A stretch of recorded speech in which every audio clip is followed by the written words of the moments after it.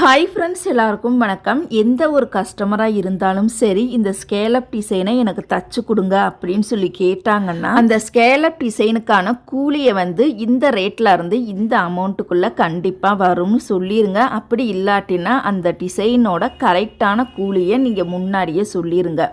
ஓகேனா சொல்லுங்கள், நான் தச்சு தரேன் அப்படின்னு கண்டிப்பாக நீங்கள் வந்து கரெக்டாக வந்து பேசிடணும். அதுக்கப்புறம் அந்த கஸ்டமர் ஓகேன்னா நம்மக்கிட்ட தப்பாங்க.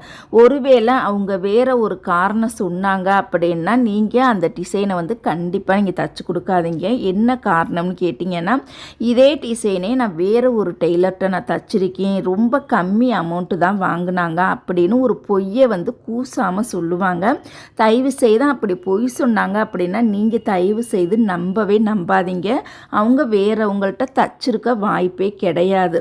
அப்படியே தச்சிருந்தாலுமே கூட ஓகே, நீங்கள் எங்கே கம்மியாக இருக்கோ நீங்கள் அங்கேயே போய் தச்சுக்கோங்க, என்னுடைய கூலி இந்த அமௌண்ட்டு தான், இதுக்கு ஓகேனா நான் தச்சு தரேன், இல்லாட்டினா என்னால் தைக்க முடியாதுன்னு நீங்கள் அடித்து பேசிடுங்க.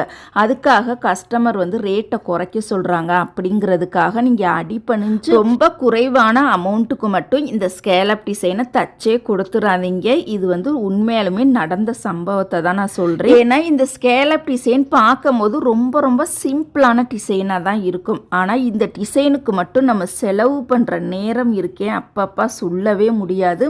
அந்த அளவுக்கு நம்மளுக்கு கிட்டத்தட்ட கட் பண்ணுறதுலேருந்து தச்சு முடிக்கிற வரைக்கும் டிசைனுக்கு மட்டுமே 5 மணி நேரம் செலவாகும்.